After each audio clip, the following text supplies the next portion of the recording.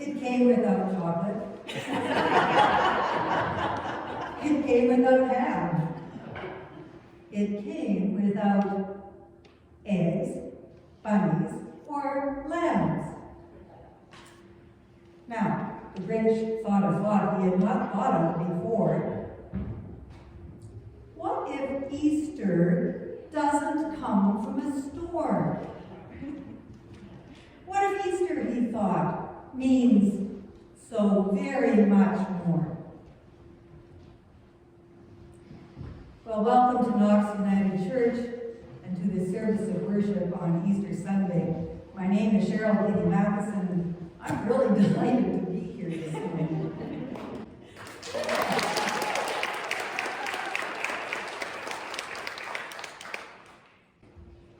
We are treaty-free people.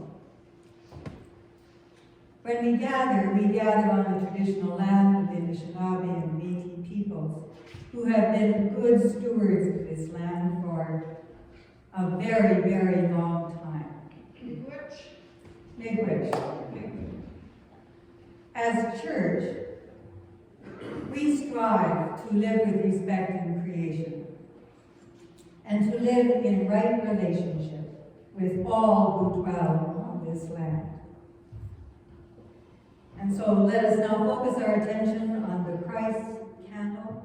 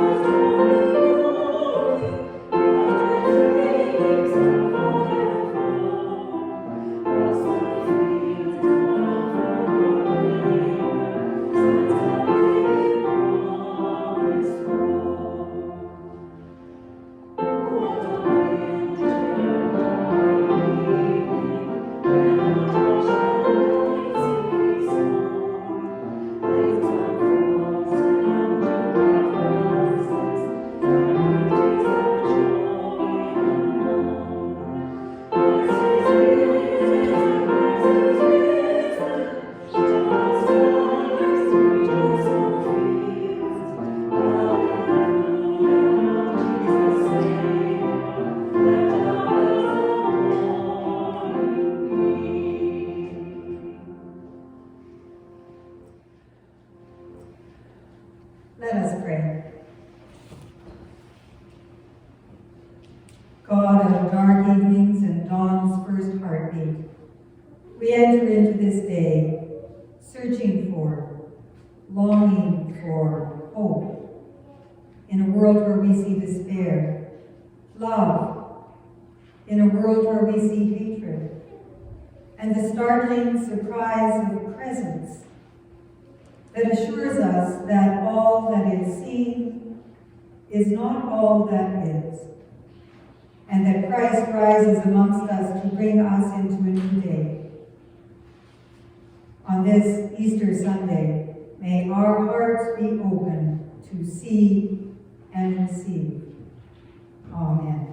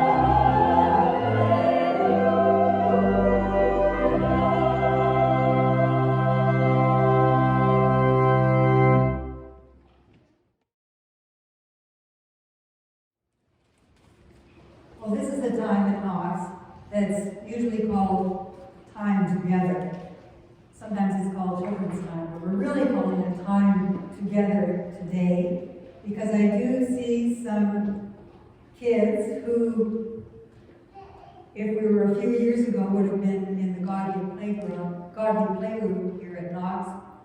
And usually on Easter Sunday, there's some sort of a continuation of an activity from godly play that comes into our service. Well, things are different this year. That's not the case. So I thought, and if any kids need to stand on the pews, you have my permission to stand on the pews just so that you can see. I thought that we would spend a little bit of time talking about Jesus.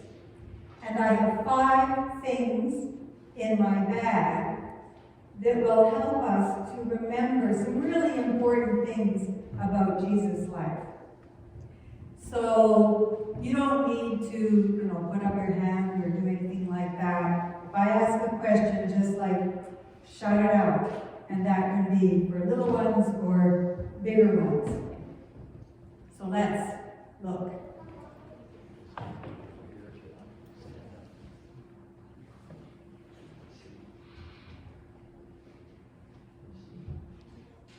What does this remind you of?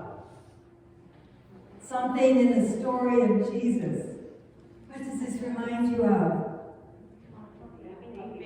A baby. A baby. Baby. And when do we celebrate the birthday of the baby Jesus? When do we do that? At Christmas. Now, we're not going to tell that whole story today, but maybe we can remember one really important thing about that story. Who remembers an important thing about the story of Jesus' birth?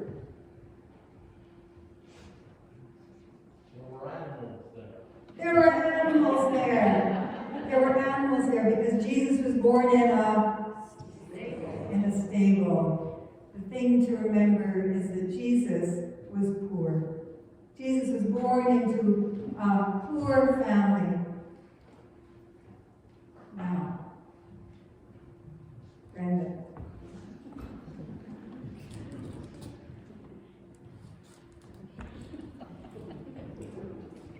This one is a little bit tricky.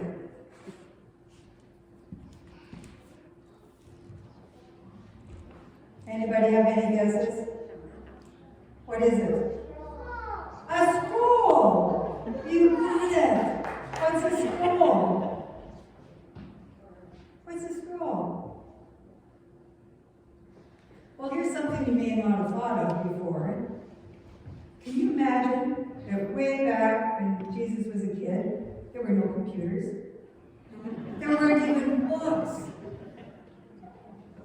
So, Jesus learned all his stories as they were printed on scrolls. And if this were a real scroll, it would be bigger, and it would unroll like this, and then we could read stories. So, Jesus learned the stories of his faith at the temple, and he learned them because they were printed on scrolls. Cool, eh? Okay. What do you think?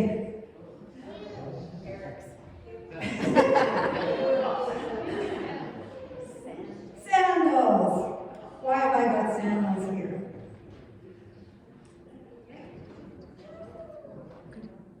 Okay. Did Jesus wear big, heavy winter boots because there was a lot of snow where he lived? Okay, so Jesus wore sandals because he lived in a very, very hot country. Jesus lived in the Middle East, where it was very, very hot. And we know that Jesus would have had dark skin and dark hair and perhaps a dark beard too. But Jesus wore sandals on his feet. Here's a tricky one. And it takes just a little bit of prep.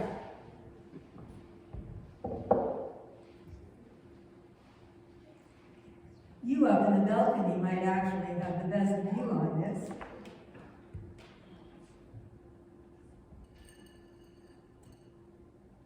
Some very tiny seeds, some grains of wheat, some little tiny flowers, and some birdie feathers.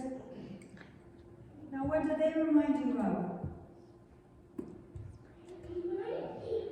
What do they remind you of? Small, small, small things. Jesus told stories about small, small things. He said, small things count. And if we pay attention to things like seeds and the grains of wheat and the birds that fly in the air, we will learn some very important things about life.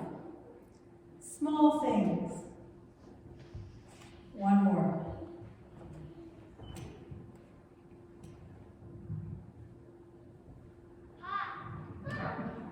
How many?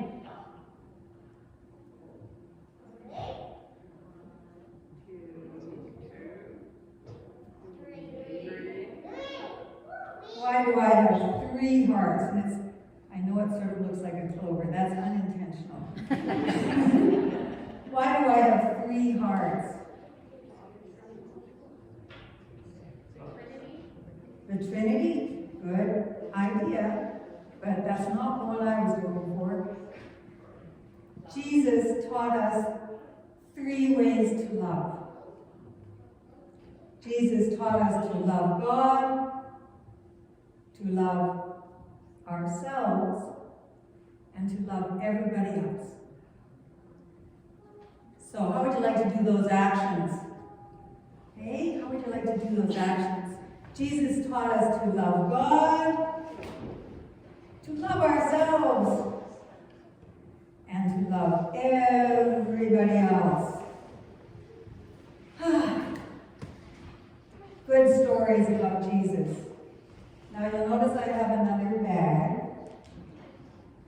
And Brenda's going to take the bag around for the little kids, although there might be a few extras, and some of you older folk would like one too. They're little activity bags.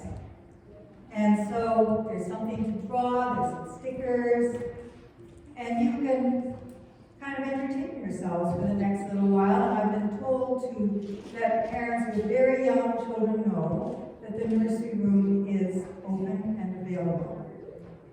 It's time to pass the peace. We're doing that from wherever we are. So may the peace of Christ be with you all.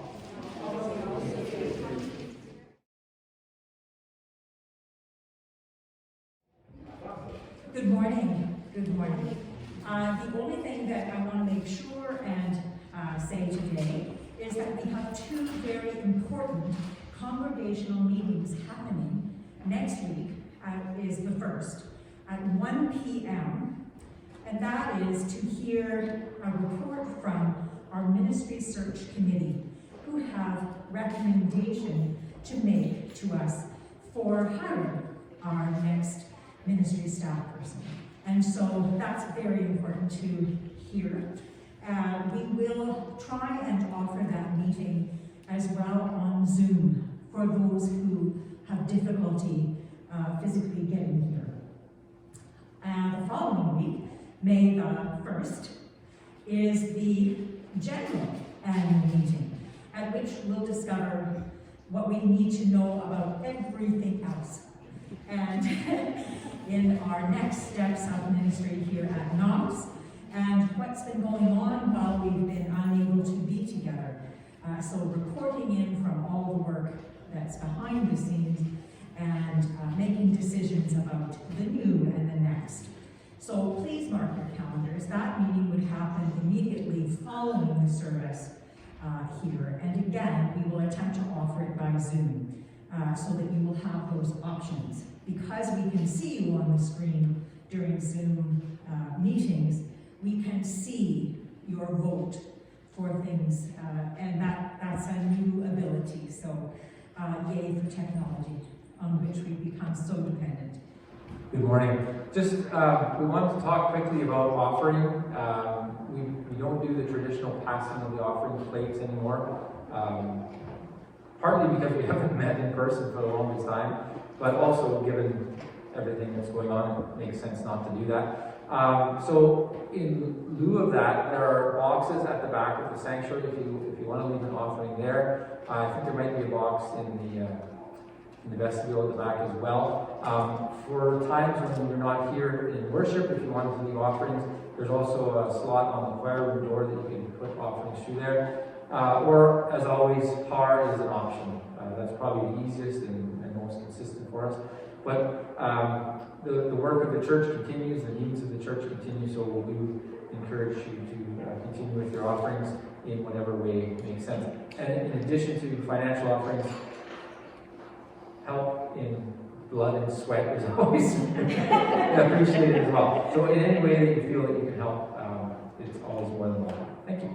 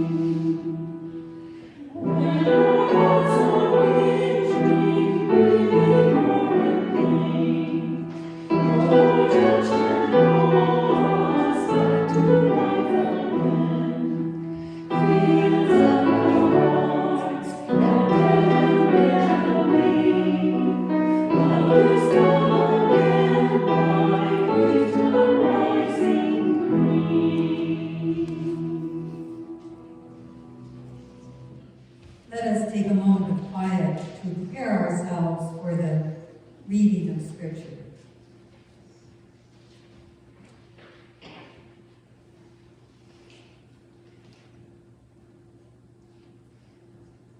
May this reading and song and this Easter story be heard today as if for the first time.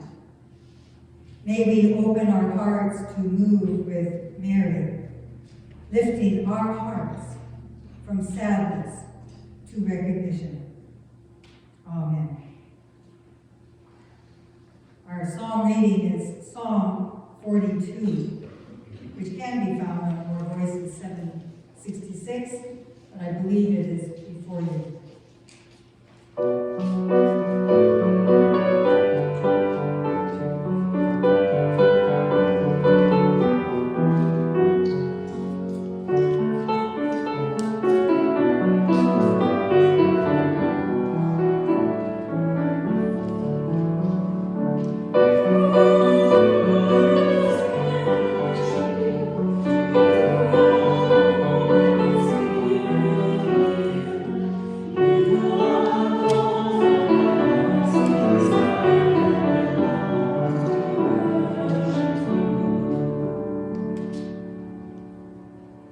As the deer pants for the water, so my soul longs after you.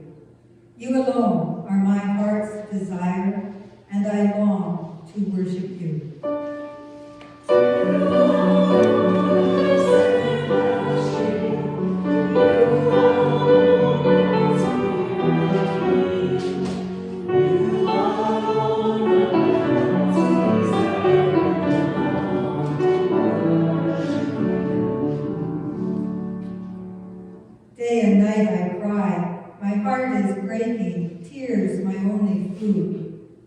my enemies jeer and taunt me, saying, "Where is now your God?"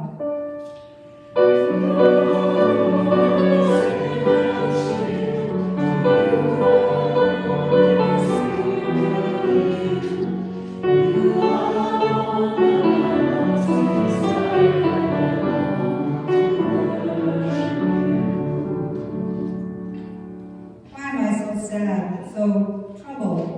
Why must suffering be so long?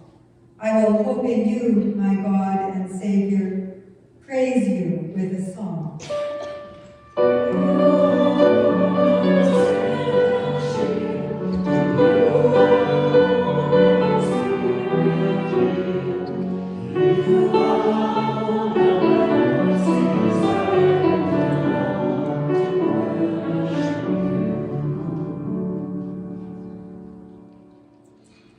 A reading from John, chapter 20, verses 1 to 18. Early on the first day of the week, while it was still dark, Mary Magdalene came to the tomb and saw that the stone had been removed from the tomb. So she ran and went to Simon Peter and the other disciple, the one whom Jesus loved, and said to them, "They've taken the Lord out of the tomb, and we don't know where they've laid him." Then Peter and the other disciple set out and went towards the tomb. The two were running together, but the other disciple outran Peter and reached the tomb first. He bent down to look in and saw the linen wrappings lying there, but he didn't go in. Then Simon Peter came following him and went into the tomb. He saw the linen wrappings lying there, and the cloth that had been on Jesus' head, not lying with the linen wrappings, but rolled up in a place by itself. Then the other disciple, who reached the tomb first, also went in, and he saw and he believed. For as yet they did not understand the scripture that he must rise from the dead. And then the disciples returned to their homes. But Mary stood weeping outside the tomb, and as she wept, she bent over to look into the tomb, and she saw two angels in white sitting where the body of Jesus had been lying, one at the head and the other at the feet. And they said to her, "Woman, why are you weeping?" And she said to them, "They've taken away my Lord, and I don't know where they've laid him." And when she said this, she turned around and saw Jesus standing there, but she didn't know that it was Jesus. And Jesus said to her, "Woman, why are you weeping? Whom are you looking for?" Supposing him to be the gardener, she said to him, "Sir, if you have carried him away, please tell me where you've laid him, and I will take him away." And Jesus said to her, "Mary." And she turned and said to him in Hebrew, "Rabboni," which means teacher. And Jesus said to her, "Do not hold on to me, because I have not yet ascended to the Father. But do go to my brothers and say to them, I am ascending to my Father and your Father, to my God and your God." And Mary Magdalene went and announced to the disciples, "I have seen the Lord." And then she told them that he had said these things to her. Our Easter morning message.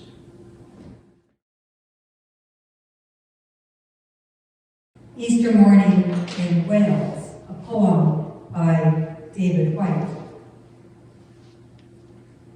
A garden inside me, unknown, secret, the layers of its soil deep and thick. I have woken from the sleep of ages, and I am not sure if I am really seeing or dreaming or simply astonished, walking towards sunrise. To have stumbled into the garden where the stone was rolled from the tomb of longing. The tomb of longing. I consider the word longing to be a spiritual word. And I say this because I hear it most often spoken in the conversations that I would name to be the deeper, more spiritual conversations of life, rather than in the more everyday, fleeting conversations. In the everyday, I hear the word want, new spring clothes. I want to go to a restaurant again. I want to travel.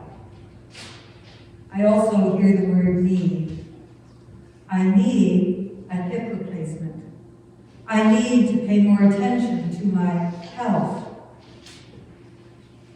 Longing is deeper. Longing comes from our heart-soul place. Longing, as defined, is an expression of our very deepest desires, and longing aims out to a place that is just beyond our everyday reach. Well, it's been some time since you and I have been able to gather together in some sort of story circle or a retreat time. Those gatherings which provide a safe place and a spacious opportunity for the longings of our hearts to be voiced out loud. And so I am wondering about your longings, most especially in this very fragile and frightening time in our world's history. What are you longing for? What are you longing for with all of your mind and with all of your heart and with all of your soul? I also wonder, what was Mary longing for? On that morning so long ago, Mary brought her longing heart into the garden. Perhaps she was longing for some sign that would say that her friend's torturous death on Friday had just been a bad dream, that it hadn't really happened, and that she would soon wake up from her nightmare. Perhaps she was longing for some magical means where she could turn back the pages of time to before, when she and her friends were able to gather together to share a meal, to tell stories, to speak, to laugh with Jesus.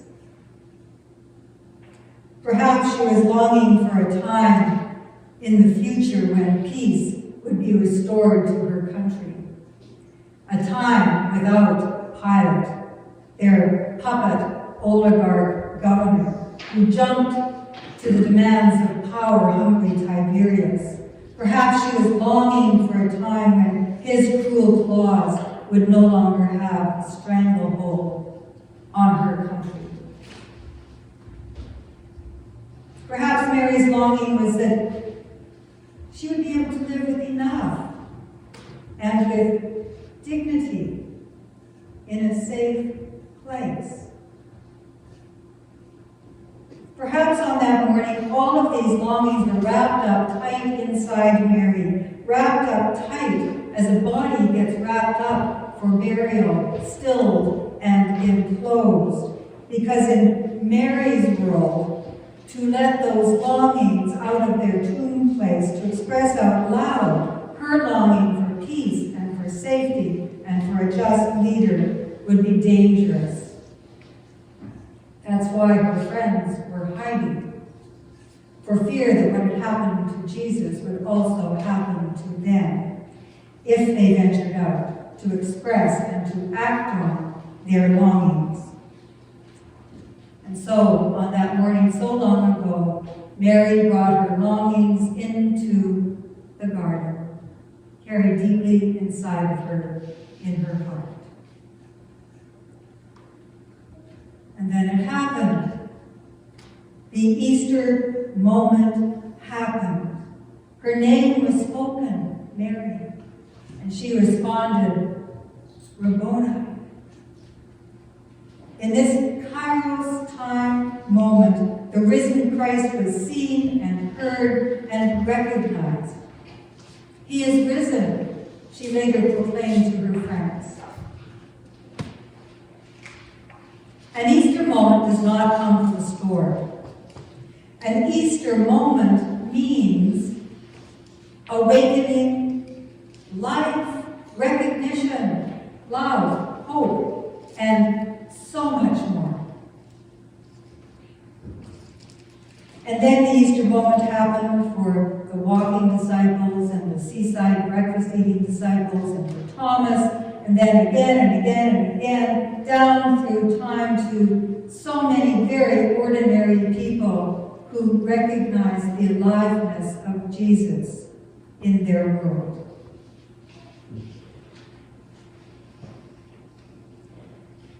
So here we are today in the year of our Lord, 2022, as people of a bygone era used to name their calendar years. 2022. An historic year that will be remembered for the long list of existential concerns that our world has for our world. And here's where my longings and my wonderings have brought me to on this quite uniquely positioned Easter Sunday. I'm wondering, what happens when our deepest longings meet the risen Christ? I will express this in another way. What happens when our deepest longings align with the longings of Jesus, whose spirit and whose way can be encountered by you and I? And I'll ask this in yet another way. What happens when the longings that we feel inside of us are recognized to be spiritual longings, rising to meet God, the Holy One, divine presence, the cosmic Christ, however it is that you might wish to name the great mystery of life and love? Well, you have to know that when any minister wonders such things, it means that she is really involved with the questions more than she knows the answer. And yet to even ponder the question is to indicate that there is some knowing. So I'll speak for myself now, hoping that my experience will resonate with yours. Jesus said, "When 2 or 3 are gathered in my name, I am there." And it is my experience that when our deep longings are voiced so that they mingle with the longings of others, when we speak out loud about our love for creation, our love for our children, our own very, very dear children, and all the precious children of our world, when we speak out loud about our deep desire that all peoples on earth should live well together, and our very, very deep longing for a reign of peace. And oh my goodness, are we not longing for peace? Then the lover of peace and justice, the Christ of love, meets us, strengthens us, emboldens us, sustains us for the long journey that we will make towards the fulfillment of our longings. It is my experience that the Christ meets us to raise us up out of our tombs of fear and despondency and complacency so that we can walk into a new day. Of course,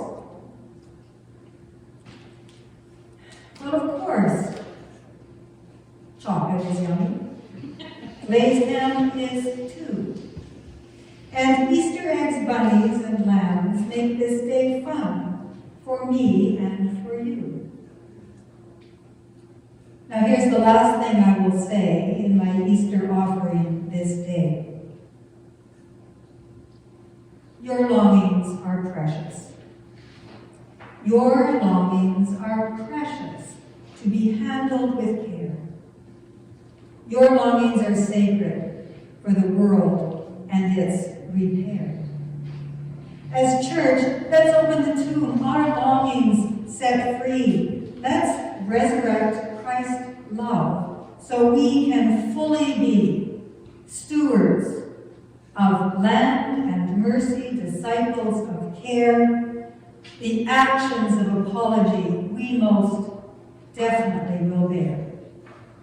Good friends to our neighbors, affirming of all. Christian people known for our love, for this is our call. Song of Faith singers. Song of Faith singers. You all know the score. So let's be this together and so very much more. Amen.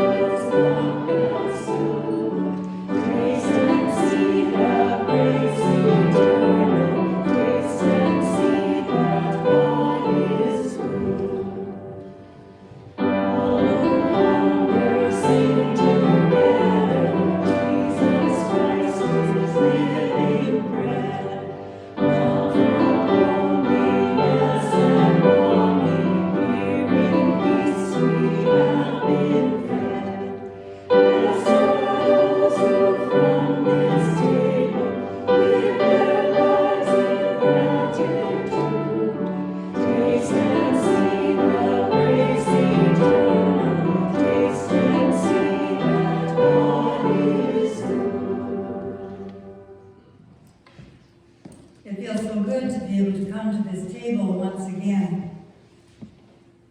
This is an open table, which means that all are welcome. Whether you are young or old, whether you are a member of the United Church and attend church regularly, or are in a church for the very first time today. Wherever you might locate yourself on the human sexuality spectrum, you are welcome here. Also, you do not have to have your act all together to come to this table. Jesus knew about the beauty and the strengths and the frailties of human nature. And he welcomed everyone. And he saw the good in everyone. So let us begin. God is with us. And we are with God. Let us give thanks. It is good to offer our thanks and our praises. Creator God, holy mystery of our cosmos, in the beginning you gave spirit breath to everything, to the vegetation and creatures of earth, to the fish of the sea, the animals of the land, the birds and butterflies of the air. You gave humankind the gift of naming and cherishing. You gave us the companionship of one another and ask that we welcome you into our hearts, that we walk and talk with you and care for your abundant garden.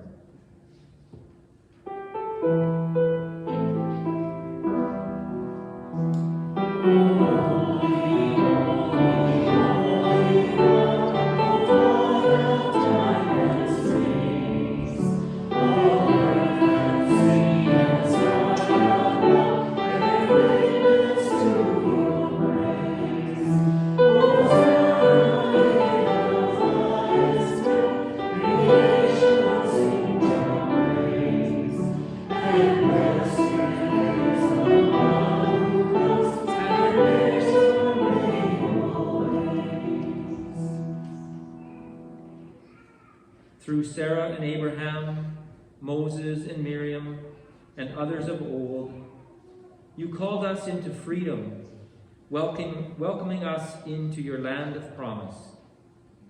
You asked that we journey with you in faith. You asked that we do justice, love kindness, and walk humbly with you. In the fullness of your time, Jesus of Nazareth, son of Mary and Joseph, walked among us. He taught, he healed, he gave, and he revealed your love for all of life. But humanity was fearful then, as we are now. And out of fear, the ones in power crucified him, thinking that your desire for heaven on earth could be stopped.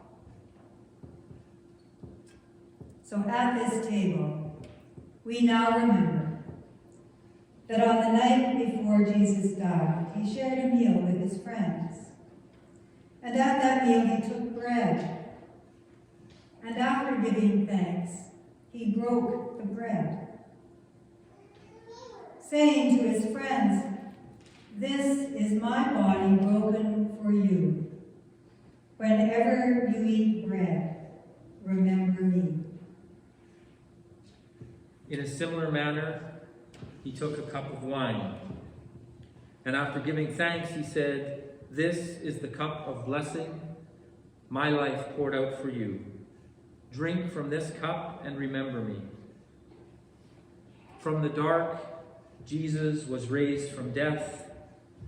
From the deep silence of an empty tomb, his resurrected life emerged into the world once again.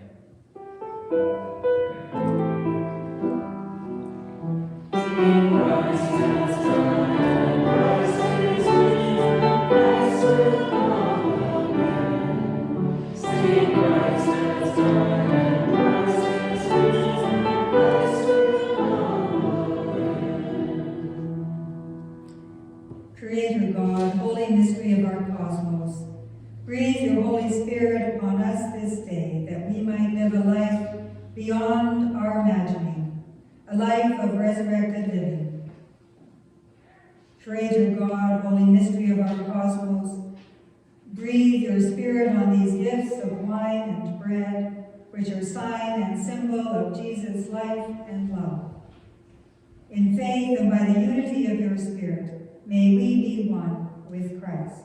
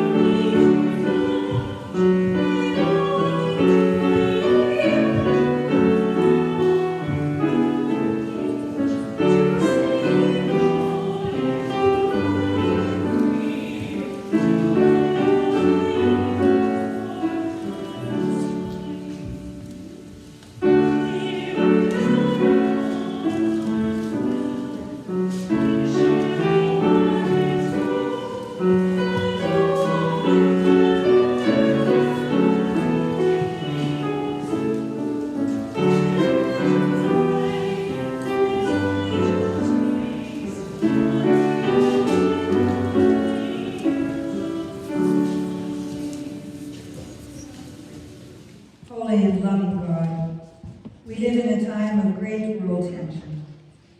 And so we pray that all we have done here this morning will instill in us the courage to be disciples of peace and creators of compassion within our community and world. We hold the people of Ukraine in our hearts and all who are refugees in places around our world. We give thanks for countries, towns, and citizens who welcome refugees and in other ways tend to the vulnerable ones amongst us. We remember and pray for people with inner hidden struggles and ask that your love and the love of neighbor surround, comfort, and lift up. May the bread we have eaten be bread for our own faith journey. And may the cup of love's blessing be poured out upon the world to bless beauty and goodness, resilience and wisdom. And now let us join our voices to pray the prayer that Jesus taught, saying, Our Father, who art in heaven, hallowed be thy name. Thy kingdom come, thy will be done on earth as it is in heaven. Give us this day our daily bread, and forgive us our trespasses, as we forgive those who trespass against us. And lead us not into temptation, but deliver us from evil. For thine is the kingdom, and the power, and the glory, forever and ever. Amen.